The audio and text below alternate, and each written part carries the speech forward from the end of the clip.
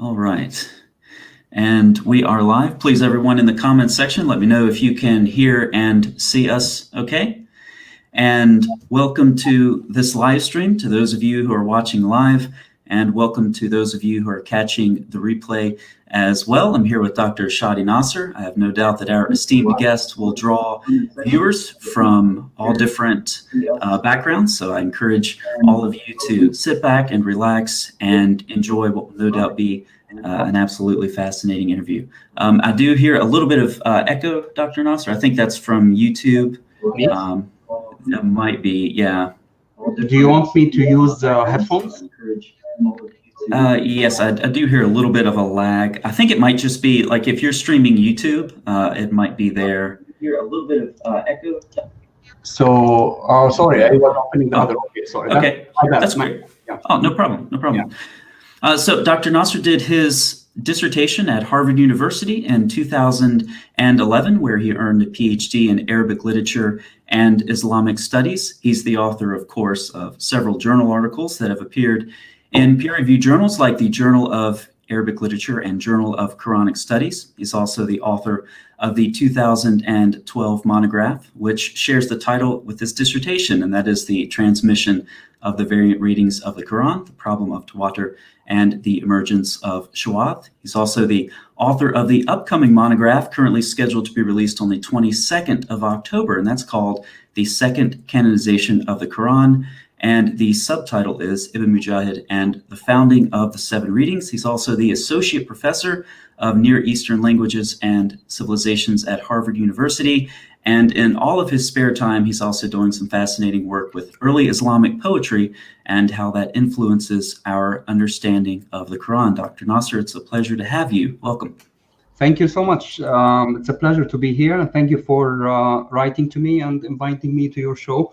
I'm glad to be here to answer any questions, talk about variant readings, Quran.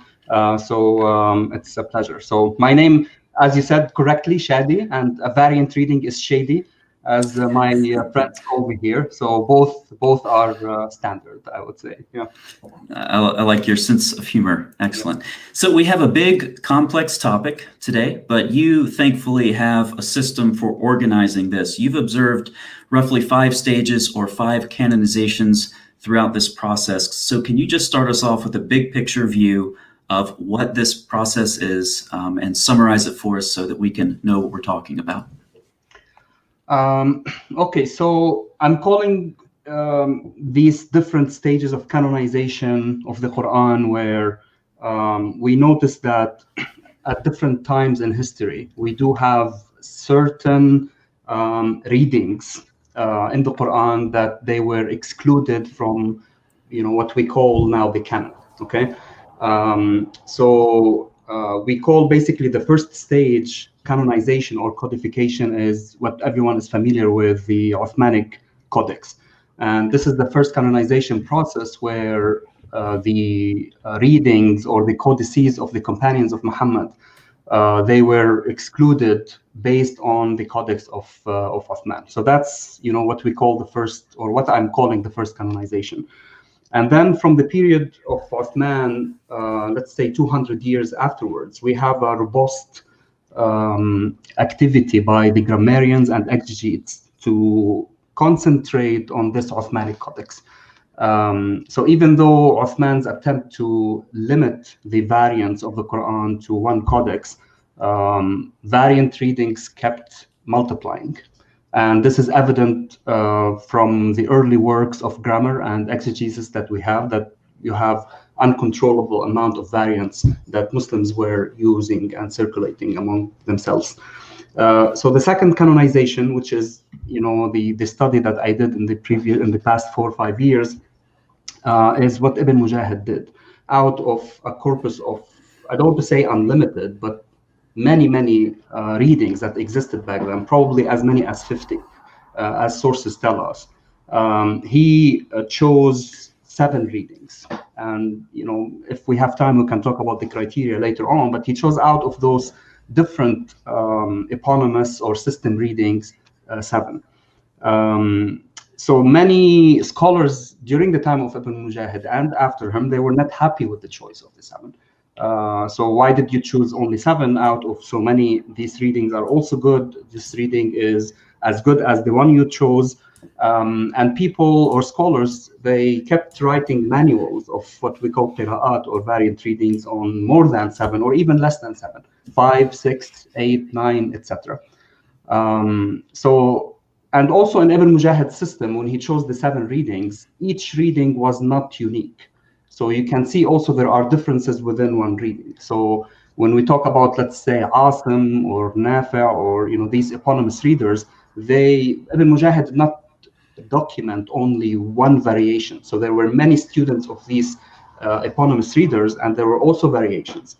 So what happened is that you would have, let's say, a reading of Nafi' or Asim, and then you would have different students who were transmitting different things. And let's say around 150 years later on, in North Africa and Muslim Spain back then, so we have Abu Amr al-Dani and al-Shatibi, both of them, they were scholars of Qira'at, and they were mainly responsible for limiting those different variations or different students and limiting them into 2 only. So this is what we call the 2-Rawi canon, where each eponymous reader started to have only 2 readers, 2 transmitters per reader. So this is a 3rd canonization process where people from that stage onward, they started to become more familiar with only 2 variations or 2 varieties per one eponymous reading. So between, let's say, sorry, I work with the Islamic calendar, so my OSX, I need to convert, so 4th, 5th century, so that's about around, the 11th century. So this process of 3rd canonization, and then 300-400 years later, Ibn al-Jazari in the 9th century, Hijri, Islamic calendar, so that would be around the 1400s. He came and added 3 more readings to those 7 by Ibn Mujahid. And again, the same, over, for hundreds of years, people were not happy by just having 7. They were also reading and transmitting other system readings. And then Ibn al-Jazari came and then added those 3 readings, which already existed. So for hundreds of years, people were using those readings, but he did it, forcefully in a sense. And he was, let's say, the one of the most accomplished scholars of Qira'at during that day. So that's the 4th period where really the system of 10 readings or 10 canonical readings, what we call them, was fixed by the time of Ibn al-Jazari. And then what I call the 5th canonization, it's the 1923-1924 Cairo edition of the Quran based on Hafs and Asim. And I call it a canonization because, during, from that time onward, most Muslims became familiar with that variety, mainly due to the publication, of that codex or that, Mus'haf in Cairo. Even though we have, of course, other editions from other readers, but most people are familiar still, even until today, familiar with that variety. So this is a general overview of those 5 stages. And there are, of course, intermediary stages between these, but I consider them to be really important junctures where things were excluded and things were considered to be irregular, by the Muslim community, in favor of what we are calling now, canonical, or in Arabic, mutawatira, or massively transmitted readings. So that's a general overview of the 5 stages. Excellent. So your first monograph, your 2012 monograph, The Transmission of the Variant Readings of the Quran, the Problem of Tawatur, and the Emergence of Shawad. Can you explain to us, is it fair to say that you deal primarily with the 2nd and 3rd stage in detail in that monograph? Or is that a fair assessment? Correct. So mainly in the first monograph, I dealt with it's not just specifically the 2nd and the 3rd stage, but the whole concept of qira'at or variant readings, and the whole concept of tawatur, which is, for those who do not know, it's a concept that means there's something which is widely transmitted by people to the extent that it is impossible for this group of people to lie or to fabricate something about its transmission. So it's a self-evident truth. That's what we call tawatur. And the problem that that I try to tackle is how do we understand this concept of tawatur vis-a-vis qira'at or variant readings when many accounts from the classical sources do not agree with this concept of tawatur, this massively transmitted, and it's a self-evident transmission of variant readings. Variant readings, qira'at and Quran are two different things. So when we talk about the Quran, we're talking about the concept of Quran. Forget about the variant readings. Variant readings is how to access this Quran or how to read it.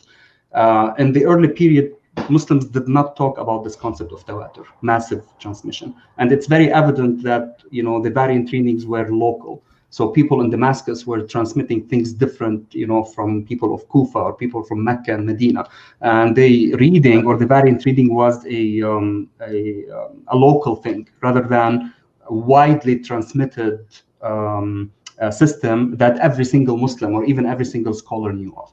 So yes, I was focusing on this second, let's say the second stage or before the second stage, and afterwards a little bit to try to understand the mechanism by which Ibn Mujahid chose his system, and how did Muslim scholars react to his system, and when this system crystallized, and when did Muslims start to basically adopt it as part of their recitation. So yeah, very interesting. And the variant readings are extremely important. I mean, you've said that this is how you access the Quran. Is that correct? Correct. If you don't have variant reading, you can't read the Quran. It's as simple as this. So you don't have the system of variant readings are Masoretic text. For those who know Hebrew, it's just you need the vowels and you need diacritics in order to read it. There's you can't read the Quran using your own opinion, and that's in the Islamic tradition you have to rely on how your master taught it and how his master taught it. So you can't just do textual criticism. You can, of course, but you may not within the tradition. So there's a difference between someone who is who has a manuscript and say, okay, I'm going to do textual criticism, I'm going to read the Quran on my own, and some scholars did that back in the days. But of course, they were reprimanded.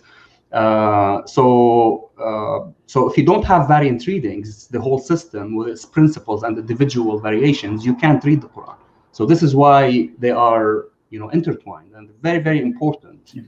These two together. Yeah, and we know primarily of the variant readings in modern printed Qurans, but at some point these were transmitted strictly orally, correct? So when were these readings? When did they begin to be documented? So this is a little bit problematic from the sense of documentation. We don't have enough documentation from the early period, and we don't know how much writing and orality were intertwined back then. And I'm talking here 8th century. Okay. So according to the tradition, yes, the Quran was orally transmitted. It was memorized by people. However, there was a time when the Quran was codified during the time of Uthman, when orality lost to written transmission. And what I mean by that is that Muslim scholars all agreed that regardless of your memory, regardless of how you memorize the Quran, you cannot deviate from the Uthmanic Codex. So even though certain readers, they were sure of how they memorized the Quran through other channels, and they were saying that I have a good chain of transmission. I studied with X and Y and Z people. Muslim scholars post Uthmanic period, they didn't care. As long as you are deviating from the text, we are not going to accept your reading, right? So in a sense, orality was attached to written transmission. So when someone tells you, well, the Quran was orally transmitted regardless of the rasm, regardless of the Uthmanic consonantal text. That's not accurate, because as long as you are deviating from the text, your reading will not be accepted. So there is a kind of reciprocal relationship between the written and the oral. There's no such thing as post-Uthmanic codification. There's no such thing as only oral transmission. You have to oral transmission based on the text. If you deviate from the text, regardless, no matter how good of a reader you are, no matter how fantastic your memory is, even if you deviate, by one letter from the consonantal text, one of the consonantal texts, the 5 or 6 they had back then, your transmission will not be accepted.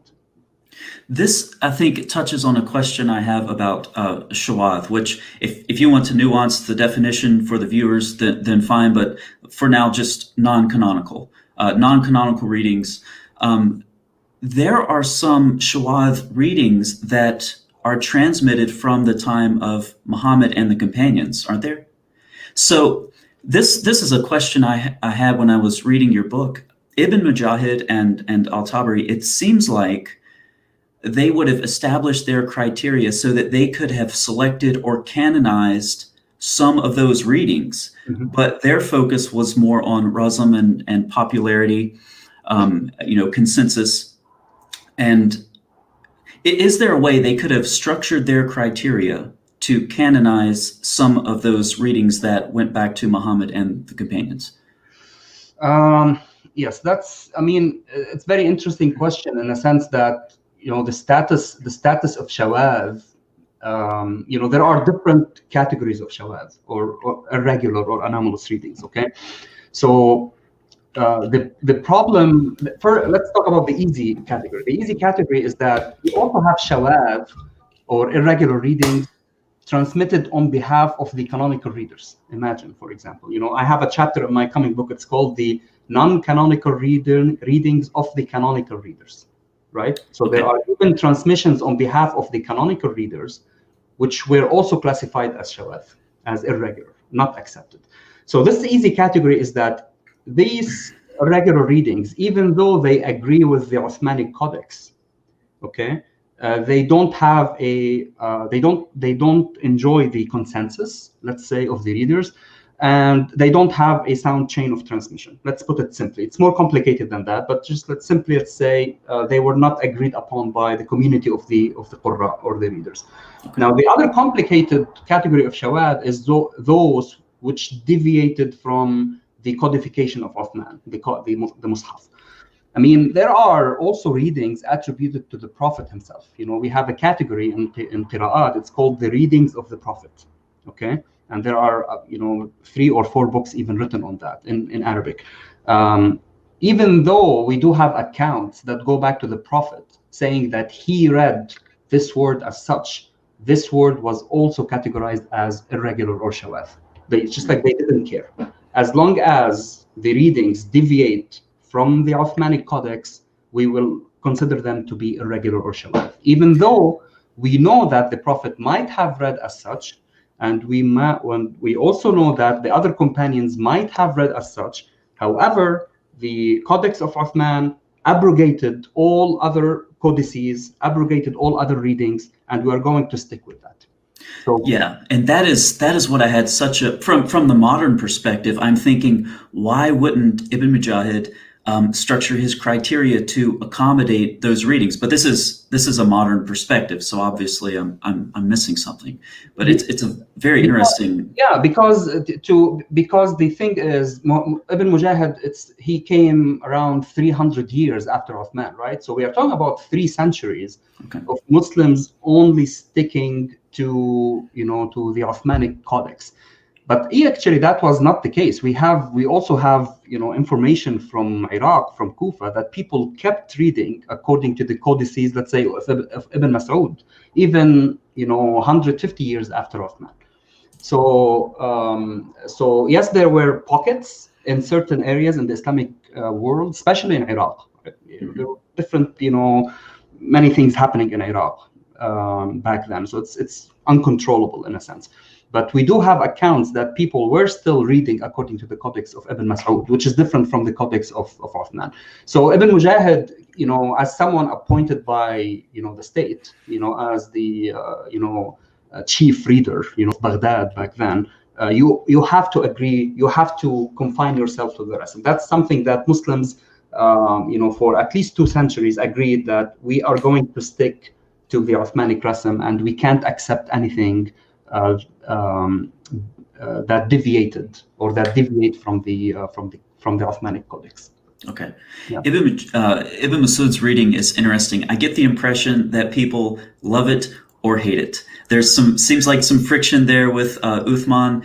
Bakalani argued for Ibn Mas'ud's reading, right? There are some harsh words put on the lips of Al-Hajjaj about Ibn Mas'ud's reading, but they're using it in Kufa until the 8th century. And so it seems like people loved it or hated it. I mean, Ibn Mas'ud is very interesting because we as also many people pointed out, we have so many accounts about his rejection and his opposition, right, to the committee that Uthman formed. And he was saying, I'm one of those senior companions of the Prophet. He was criticizing Zayd bin Thabit, the head of the committee. You were a little kid playing with the other kids, and your forelock was dangling, from your head, while I was taking the Quran fresh from the mouth of the Prophet. And so, we always have to remember system readings or eponymous readings are very, very attached to geography, even until today. Even until today, if you talk to people, in Morocco, they are very proud of their Warsh reading. So they are very, very, conservative about the Warsh.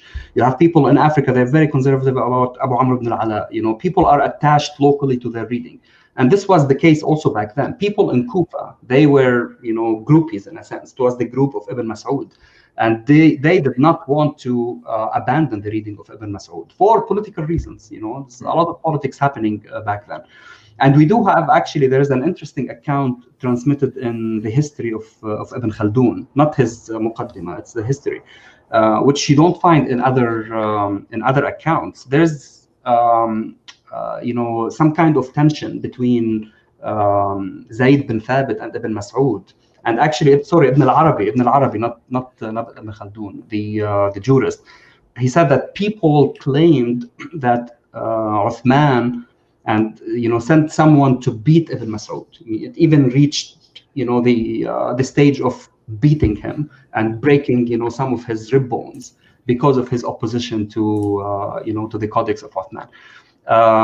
That's a weak account, but these things are transmitted. So it's exactly as you said. People were for Ibn Mas'ud, for his Mus'haf, and there were other people who completely opposed it. He deviated from the consensus of the Jama'ah or the group, and this is why they hated it. Despite that, it's still the reading of Ibn Mas'ud continued for at least 150 years in Kufa, and even in Hanafi fiqh, you would have many instances where the Hanafi jurists would actually use citations from the Codex of Ibn Mas'ud to support a legal argument. This is even up to the Ottoman period. So it is an interesting case, Ibn Mas'ud, and I think it deserves more careful study. Unfortunately, we don't have manuscripts from that period, but it is very interesting. Yeah. Let's turn to Tawatur now. You mentioned sort of a paradox, and I think if you walk us through this paradox, it will help us understand a little bit more of a nuanced view about the importance of Tawatur and how it developed. You describe the Mutawatira consonantal skeleton of the Quran, and then accessing that through arguably non-Tawatur readings. Can you explain what that means? I think that'll help us understand this concept of Tawatur. Right. So that's one of the questions, big questions that I ask in my first book. This paradox is that the Quran is transmitted via tawatur. This kind of self-evident truth. Okay, it's known for every single Muslim. It's known for everyone. It's down to the detail. It is as self-evident as the sun rises in the east and sunsets, and sets in the west, right? So that's what tawatur means. However, and that's the Quran, okay? So that's between the two covers. Now the paradox is reading it. It's the pronunciation or performing this text.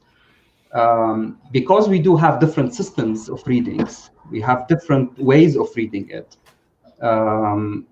How did these eponymous readings or system readings, how were they transmitted? Were they also transmitted via tawatur? And the answer is also problematic, because it seems that in the early period they were not thinking, this concept of tawatur was not applicable to qira'at. Okay, it was basically a local thing. This is the reading of the community, let's say, of Kufa or the community of Medina. Later on, what we call the usulis, the scholars of usul al-fiqh, principles of jurisprudence, they came up with this principle of tawatur. And then they would say that the Quran is mutawatir, and also its readings are mutawatir. However, other scholars also, they oppose this notion, because the criteria of tawatur doesn't apply to these. When you have a reading which has a single chain of transmission, transmitted only by few people, even if it's transmitted by 3 or 4 or 5 transmissions, this does not provide tawatur. And this is why, let's say in I don't say early period, but let's say 5th century, 6th century, that would be 11th century, 12th century, there were scholars who were calling for this criteria of tawatur, because you do want the Quran to be mutawatir. If the Quran is not mutawatir, that's a big problem. It is the main source, it is the principal book of Islam. And if you say, well, it doesn't provide or it doesn't impart necessary knowledge, then it is a problem. So you have to establish the authenticity of the text. And if the variant readings, the way you access this text, are not mutawatira, then you do have a theological problem. And that's the paradox here. And this is why scholars were back and forth. Even by the time of Ibn al-Jazari, he died 833, so that would be 15th century. And as I mentioned in my book, in the early period, in his early life, he was fighting for this concept of tawatur. He said, well, all the qira'at are mutawatira. But then, later on, he did change his mind, and he didn't stipulate tawatur for that. He said, as long as we have a sound chain of transmission, that's enough. Because also in Islamic, theology or Islamic jurisprudence, if you have a sound chain of transmission, then this, it's not necessary knowledge, but it is, you have to act upon that. Okay, so as long as we establish sound chain transmission, that's enough for us. So that's the paradox, which unfortunately, I don't know, fortunately or unfortunately, but especially in the past, I would say 200 years, there isn't a single book of introduction to Quranic sciences except that they say, well, the variant readings are transmitted via tawatur.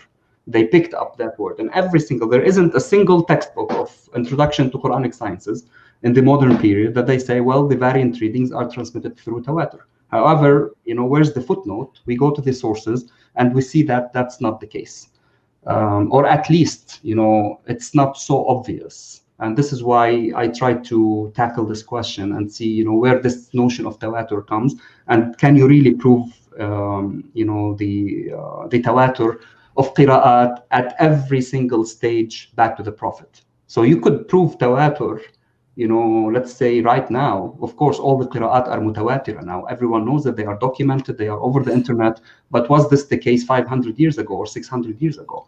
And when we see things change over time, we start asking questions. Well, the way we have the qira'at now are different from the way people were reciting. Not big differences. There are small differences, but they are different nonetheless. Interesting. So you've given us an excellent summary of the 5 stages. We talked about the importance of the variant readings. We talked a little bit about shawad and tawatur. I'd just like to get a couple of details of each one of these stages, and we'll skip number 2 for now because I want to finish there. Yeah. So let's just start with stage one, the first canonization with Uthman. So I want to give a complete non-specialist perspective. We have Uthman, he's the caliph. He has the authority to make these decisions. Right. His instructions are comprehensive, yet he's very specific down to the dialect. Yes. He orders the destruction of non-conforming codices. So it's not immediately clear how variants arise in the first place. So can you explain how these variants first arose? Well, I mean, again, we unfortunately we don't have much documentation from that period to give an answer or an opinion based on facts, but based on these few accounts of why Uthman did this, and actually at every single stage of what I'm calling canonization, the reason why you want to standardize is because you have differences. You don't just come and then you want to standardize something if it's already standardized, right? So what was obvious back then, also from the accounts that we have, is that people or the companions of the Prophet, they were reciting in different ways. And some of these readings survived in the sources, others did not. So what Uthman wanted to do is that, you want to render the text you want to gather all Muslims based on one text. You can't afford to have different versions of the Quran available among the Muslim community. Especially, I mean, the account of the collection, the main account, it's also put the variations of the Quran vis-a-vis the variations in the books of Christians and Jews. That's very obvious. So when Hudayfa ibn al-Yaman comes to Uthman and told him, well, you have to save, the book of the Muslims so that they will not differ in the way that the Jews and Christians differed. Mm-hmm. Okay. So the whole, they were, I don't want to say obsessed, but, this was always something that, Muslims were thinking about, that we need to have a standard version. We can't afford having variations. And that's why, the first, canonization or codification is to try to get rid of variations and gather all Muslims, on one codex, which succeeded in eliminating variations from what we call the codices of the companions. But then you would have the second problem, which is how do you pronounce or how do you render, this text?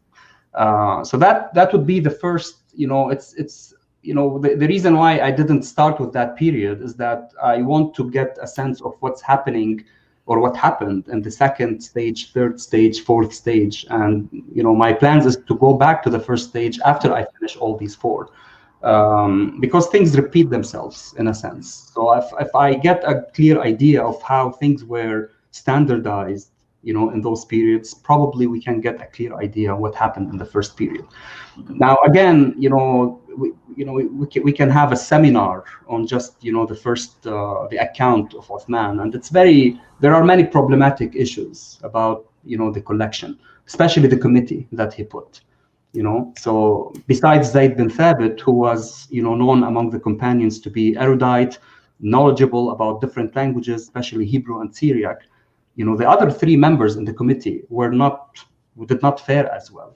So the other three members in the committee, the three of them, they were 9 to 10 years old when the Prophet died. So they were not really senior companions of him. And three of them, they were husbands for three of Uthman's daughters. So again, you see how politics here is, very intertwined with, with the decision of who Uthman chose in the committee to standardize the text. So again, politics is very important. People shouldn't dismiss politics and the decision of the state to standardize a text. This happened with Uthman. This happened with Ibn Mujahid. He was the chief, reader in Baghdad, and people who opposed him, like Ibn Shanabud and Ibn Miqsam, they were tried, tortured, persecuted, according to sources, imprisoned. So that's that's always something in my mind, that when you look at things were standardized, we always look at how state enforced this kind of standardization on the community, and it takes time. It's not something that you wake up one day and then everyone is reading the same thing.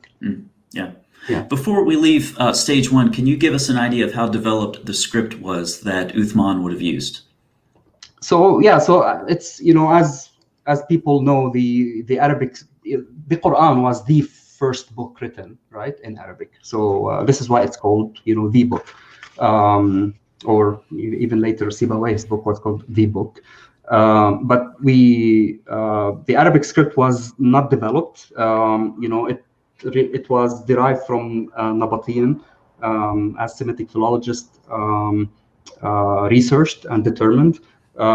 We didn't have vowels, we didn't have diacritics. Now, was this the reason why we have variant readings? Because we didn't have vowels and diacritics?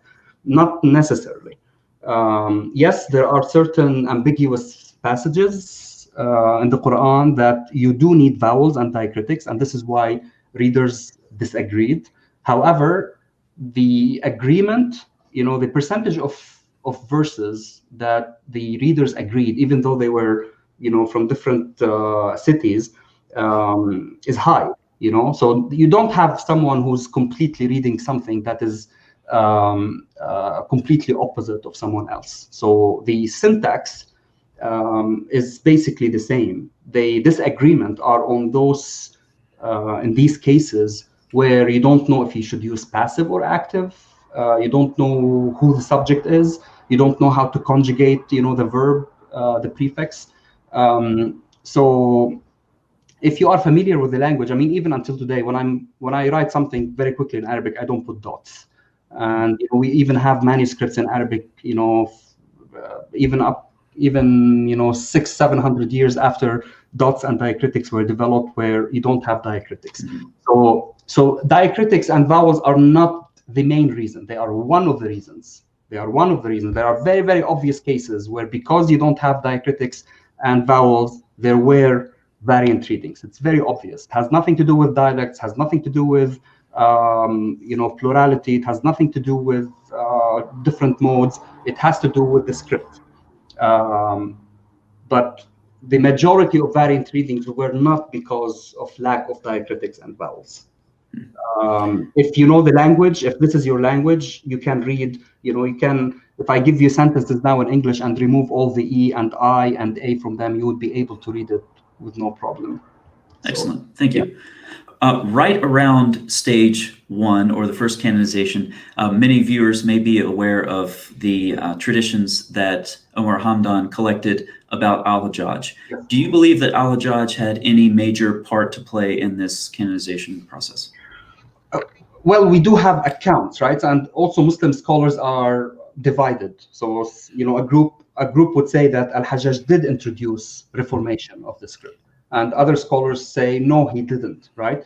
And I do believe, I'm inclined to say that actually he did include, certain, reformation in the text, because if the early accounts and the early scholars in the Qira'at tradition, they do transmit such accounts, I don't have any reason to doubt them. Okay, so usually, of course, we have contradictory accounts in Islamic tradition. Everything, there isn't a single thing that we don't have contradictory traditions about.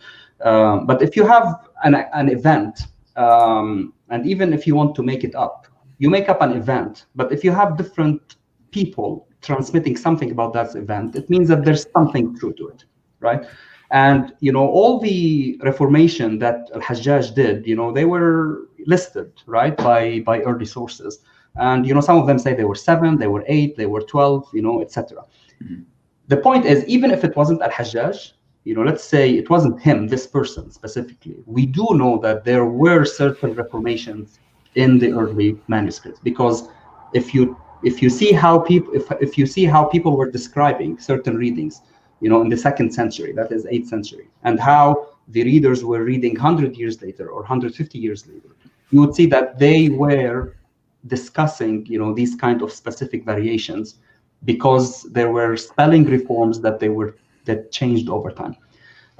So whether Al-Hajjaj, the person, did that or not, or whether certain group in the community, they agreed to do this kind of reform.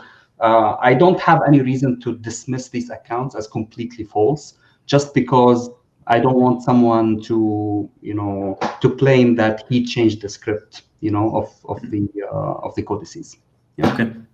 Throughout the 8th century, you've mentioned the influence of the grammarians, and I envision this as being more of an eclectic approach, and I was wondering if that's correct, where they are looking not so much at an entire reading to see if it's acceptable or not, but they're looking more at the microscopic level, at the level of words and sentences. Is that correct? It is correct. The variant readings of the Quran, it's the domain of grammarians. That's where it is being discussed. Theologians don't deal with variant readings. For theologians, all variant readings are okay. If you want to know why we have this variant, not this variant, what is the justification, grammatical justification of this variant, you go to a grammarian.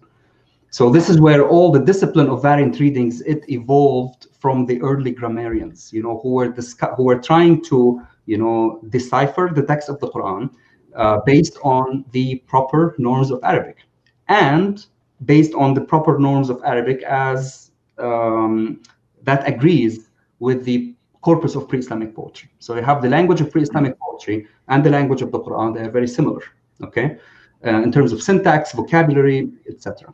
So the grammarians, people like Al-Farra, let's say, or Zajjaj, Sibawayh even, their books, the grammar is all filled with Quranic readings. And this is the early source before Ibn Mujahid.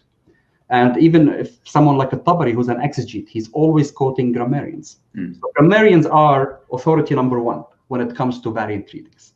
And this is why grammarians clashed with, or not the grammarians didn't clash with anyone. The Muslim scholars later on clashed with grammarians, because grammarians would be criticizing some variant readings. I would say, well, this reading is not grammatical. This reading is not good. And later, Muslim scholars who wanted to say, well, all the readings were correct, you say, oh, you grammarians, we don't listen to you.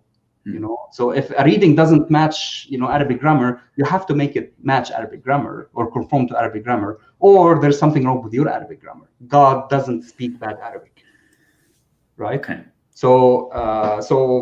But again, the discipline of variant readings and justifying variant reading, it all mainly resides in grammatical works and exegetical works, which are grammatical in nature.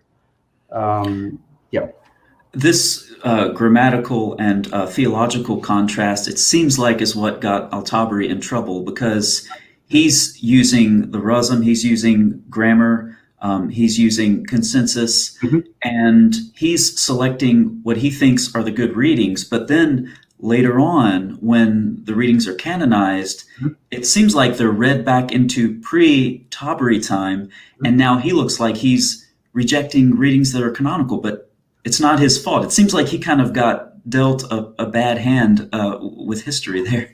Well, I mean, exactly, in a sense that, this is why it's important, for us when we are trying to study, a certain phenomena, that we don't apply our own standards today and say, well, this is how Muslims thought about X 500 or 600 years ago. So for Tabari, the whole notion of every single reading transmitted by, Ibn Amr, the Damascene, should be correct, it never existed. For him, he have these readings, and then he would basically judge, is this better than this reading? And the whole argument that I made, if Tabari or even early scholars, they thought that all these readings were divine revelation, you wouldn't be saying, this one is better than this one if both of them are God's word, right? Which is different from how later Muslim scholars dealt with this. So later scholarship on the justification of variant readings, they justified every single variant reading based on some kind of Arabic grammar, because for them, every single reading should be grammatical.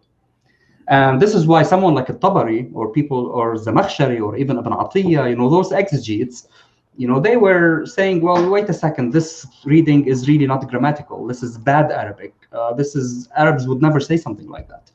And that's why, you know, this kind of criticism for al-Tabari later on is that, oh, you know, he wasn't a reader of the Quran.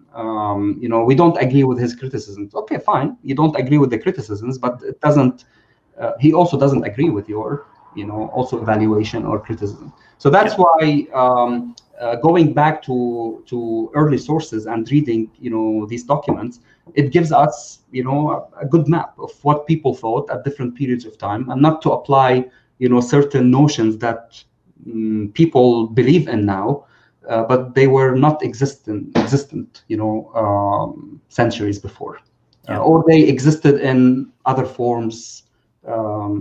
Yeah. Excellent. Let's go to stage 3 now. This is the 2 Rawi canon. Of course, you produced a detailed article on this in 2013. I was wondering if you could just give us kind of the broad strokes. You've already mentioned Aldani is one of the major influences here. Could you just describe the scholars who were behind this, why they limited the readers, and also kind of the geographical side of it too, because that's interesting to see. As you said, some of this stuff is geographical as well. So could you kind of summarize stage 3 for us? Sure. So both Ibn Mujahid in his book, we do have, as I said, you know, those 7 eponymous readers, and each reader has different transmitters. Okay. Yes, he did rely on transmitters, on certain transmitters more than others, but you would find, you know, one reader, let's say, you know, Kufa, Asim, you know, you would have probably 15 or 16 different transmitters. Okay. I mean, you can imagine how difficult it is for any, you know, student or even scholar to be able to memorize all the different variant readings transmitted by one person if there are even disagreements from that same person. And what happened is that you need manuals, you need textbooks for students. Okay, you can't just teach introduction to variant readings and then give, you know, people 5-volume book on the different variant readings, right? You need a manual. And what happened is that Dani, he was, you know, he died mid-5th Hijri, mid-11th century. He has several books on qira'at, on variant readings, and the biggest of them, it's 4 volumes. It's called Jami' al-Bayan, okay? And he doesn't limit himself to 2 per reader. Like he transmits every single variant reading, which is supposed to be standard, right, for him. He's not saying the standard are only 2. But this is a 4-volume book, very complicated, that you only need to be, you know, not just initiated in the discipline. You really need to be a scholar of qira'at and grammar to be able to understand it. So he wrote this manual called the Taysir, which is, you know, 80, 90 pages in some editions. And he said, I'm going to limit myself, you know, to 2 transmitters per reader so that it would be easier for people to memorize these variants. And of course, people need digests, they need, you know, shorter manuals, and it became very successful, and it started to be taught at different schools. And what made it more popular is that 100 years after Dani, Ash-Shatibi came, and then he versified this manual into a poem. He versified it, and poetry is, you know, it's very important in the Arabic tradition. You memorize things through didactic poems.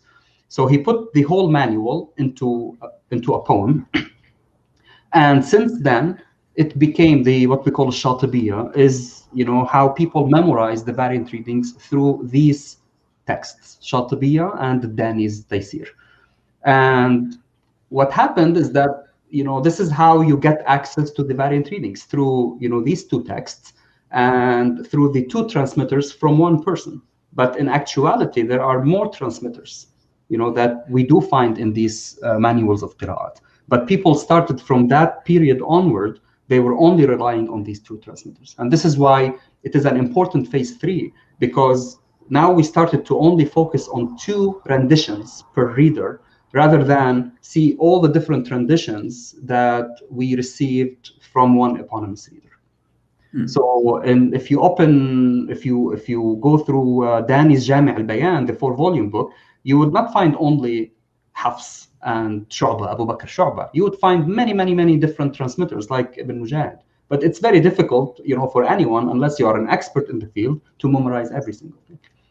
And that's how, you know, this 3rd stage it became important because the tradition from that period onward, they started to rely more on this notion of 2 per reader, mostly in the western part of the Muslim world. In the eastern part, they were still resistant to the whole notion of the 7. And this is when I compared, the manuals of readings from the eastern, parts of the Islamic world, and they were still doing 8 readings, 9 readings, 6 readings, and they were, relying on different transmitters. But what happened is that this book, Shatibiya, the poem, it became popular. People, even in the East, started to memorize it, and it started to be taught in schools. And this is where, people were now familiar with Hafs, Asim, Shu'ba, Asim, Warsh, Nafi', and then all the other transmitters started to be forgotten over time, except for the elite, educated readers whose profession is, just doing, qira'at or readings of the Quran. Yeah. So is it correct to say that this was never, let's say, legislated, like Ibn Mujahid's standardization? It became popular and became dominant. Is that correct? It wasn't. The thing is, both Dani and the Shatibi, they did enjoy patronage from, from the courts. So Shatibi was, recruited to Egypt, and he was given a house, and then he was given, funding, money, just like teach. And Dani was also recruited to one of the courts in Dania.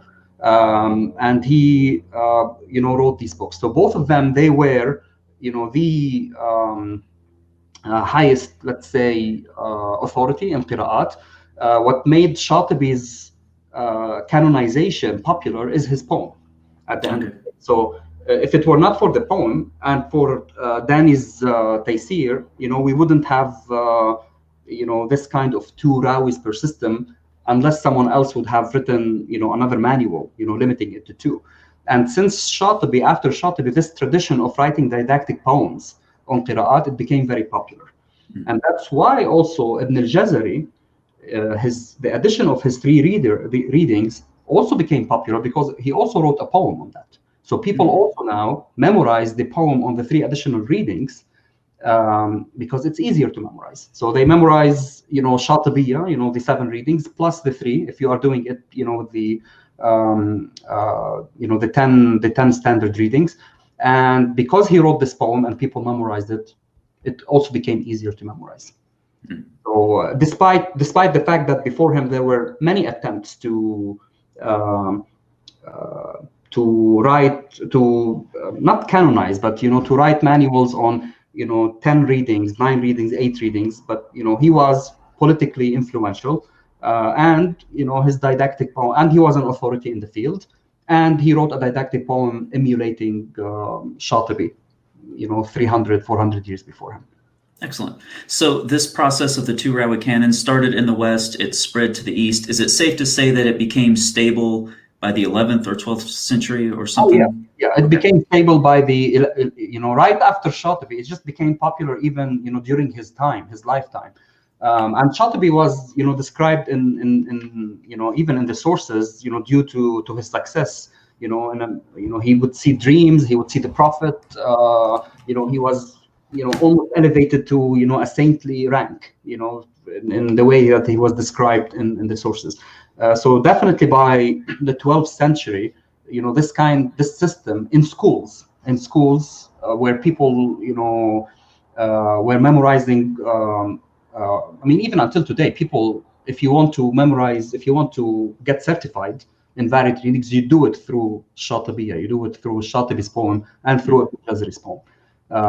But yes, so possibly 11th, 12th century, we would say 12th century, we start to see in bibliographical information, indices, that people have commentaries on this poem, and there are many copies in different libraries where people are interested in copying it, memorizing it, and studying it.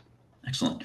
So let's stop by Ibn al-Jazari before we go back to stage 2. You described he wrote a poem on his 3 additional readings.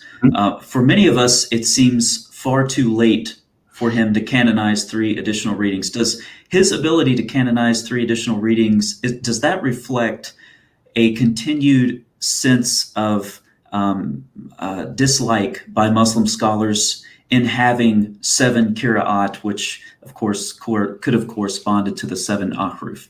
Were Muslim scholars just wanting to get rid of the 7 in effect?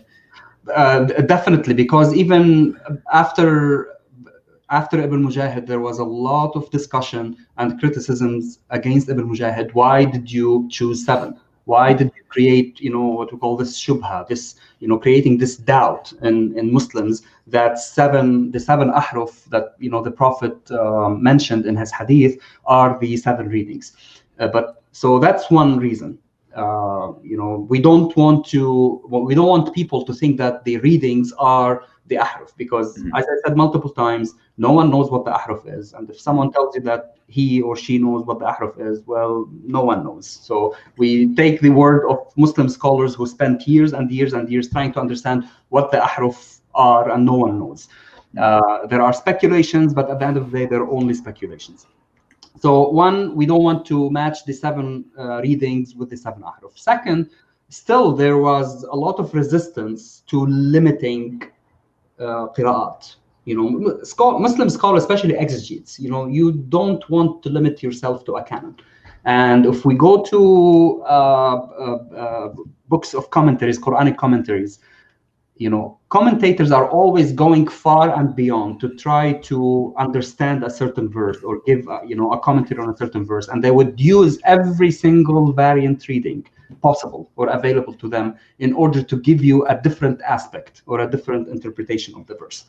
So people dislike the fact that you are limiting them to a canon. They want flexibility. So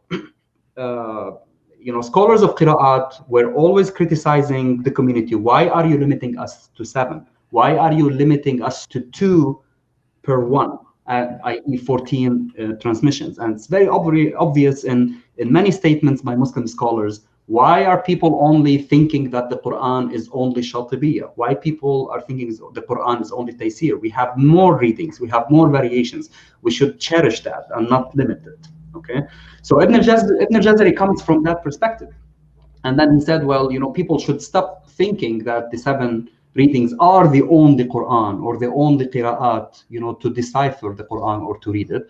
And then he added those 3 readings, which were already, he was not the first time to transmit those readings. They have been, in circulation since, the 10th century.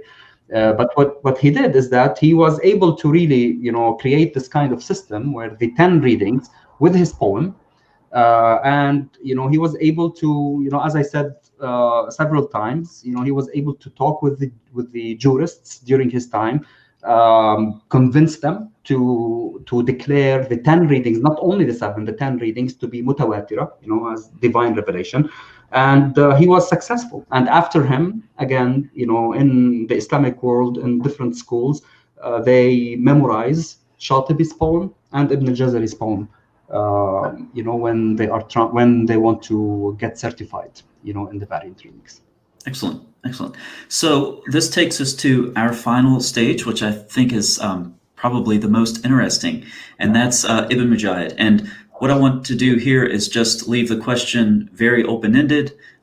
He's a giant in this period of history. He obviously made some very important decisions and had the authority to do so. So could you just tell us about him? And then wherever you want to go with this, if you could give us a foreshadowing of your book that's coming out next month. And as you do that, I will keep an eye on the comments. Shady has agreed to answer some questions. So any questions that come up that are related to this topic as he's telling us about Ibn Mujahid, I'll put those up on the screen. Sure. So the topic of my forthcoming book, it's Ibn Mujahid and the founding of the 7 readings. So it's continuation of the first monograph, and of course why he's important, because he's the first one, or at least this is the first manual we receive, which became the prototype, let's say, of all manuals of variant readings afterwards, and the way that he starts with the principles of recitation, and then he discusses the individual variant readings in the Quran. Why he's again important, because before him we only have bibliographical information about manuals of readings, but we didn't receive them. So this is why his book is very important. Why I'm, of course, interested in this, because, as I said, I'm studying all these different stages. I want to see what did Muslims, in the 9th century recite. Were they reciting, the same readings that we are reciting today? Were there readings back then that people were reciting, and then we stopped reciting them now? That's the very important question here for me. What the rise of shawad or irregular readings, and I argued, and I'm now more convinced after I did a thorough study of his book, that the concept of shawad, it's not only deviating from the Uthmanic Codex, but it's violating the consensus. As long as there's some kind of consensus, whether it's local consensus or general consensus, then your reading will be relegated into this shawad realm. So we find many readings in Ibn Mujahid that people stopped reciting today, and even stopped reciting 300 years after him. He also disagrees, I think 7 or 8 times with the canonical readings themselves. With some readings, let's say from Ibn Amir or Hamza, he would say this is wrong, something that you don't find later on. He also has a lot of, I think I counted 64 transmission errors in his book, where he said that this transmission is wrong, this is wrong, it should be this way, it should be that way. So he is, he was more critical in the way that he was compiling his book, different from how later authors of qira'at, where they were just documenting, they were receiving and then writing down without really trying to sift, let's say, through the material. So that's why he's important, and he is one of the important, what we call tariq or path to the Meccan reading. So without Ibn Mujahid, you don't have access to the Meccan reading, let's say. So Meccan reading, Ibn Kathir, he has 2 students, Qumbul and Al-Bazzi. So through Qumbul, he has also 2 paths, Ibn Mujahid and his colleague Ibn Shanabur. Both of them, they were the channels through which we know the reading, the Meccan reading. So he's also important, as part of this, living chain of transmission. So that's the, topic of the book. I studied, all the variant readings in his book are documented. There will be a complete, chart at the end of the book with audio material. So, and everything is transliterated. So people who don't read Arabic can read the transliteration and can also hear the audio with the specific, so you don't have to hear the whole verse, you just listen to the word. I did that, all myself in the past 4 years. So hopefully we will see how it goes. Hopefully next month it should be out. Yeah. Yes, excellent. So a couple of questions. One is kind of a question related to modern Muslim scholarship. Is there, and it's kind of related to the question, is there a consensus on the number of readings today? If you took a survey across Muslim scholars, would they all say 10? Would there be a variant? You have 3 groups. You have one group that will tell you 7. They have the other group that would tell you 10, and you have a smaller group that would tell you 14. We do have, actually, now there's Sheikh Hassan Sakandari. If people want to look him up, he's an Egyptian reader, official, not just an amateur, and he is certified, and he teaches 14 readings, not just 10. So there are people who think 7, 10, and 14. So the system of the 14 has been around for the past 200, 300 years. People were trying to add 4 readings. I don't want to say the majority of Muslim scholars would say those 4 are considered irregular, but let's say a majority, so less than the majority. A majority would say it's only 10. Another majority would say 7, and we do have a sizable group that they would still use the 14 today in recitation. Excellent. This is a good question. Some colleagues, Van Putten and Al-Jalad, what do you think in general of their work, and how does that interface with your area of expertise? I mean, Semitic philology and and codicology is, the other face, let's say, of our work. So mostly my work is concerned with Arabic dialects, post standardization in a sense. I don't use codicology, or I use manuscripts for books, or when I want to look something up, but I'm not a codicologist. So this is where Jallad, as a Semitic philologist, he and Van Putten also, he works with Semitic philology and codicology. They study the status of Arabic vis-a-vis other dialects. He can tell you what kind of dialect was popular in the Hijaz. We have this whole notion of the old Hijazi dialect, which probably the Prophet was speaking. So this is very important in terms of how Arabic, or what we call Al-Arabiya, these standard Arabic, how it evolved. And this line of Semitic philology is very important, for us to see what was happening, and then does it agree or disagree with the literature of Qira'at and different dialects, and to what extent dialects influenced, let's say, the development of the discipline of variant readings. And Dr. Al-Jalad is producing a lot of data, isn't he? It must be difficult to keep up with. It is difficult, of course, but I mean, that's what, the Semitic philologists, they work with inscriptions, they work with all these different languages, and it's very vital for us to consult this material, and, especially when it comes to what we call the rasm, why do we have certain words in the Quran written with waw? It comes from Nabatean/Aramaic, so it's important to know why certain words were written as such, how certain words are pronounced. So definitely, yeah. Excellent. Well, we'll end with 2 more questions, and these are easy. I can answer them. Can someone please put the link to his book? And so, yes, I will. As soon as this live stream is over, I'll add that. But I also want to say, in the description box, there are a number of links. So you can go to watch Dr. Nasser's lecture on Vimeo. There's also a lecture on YouTube.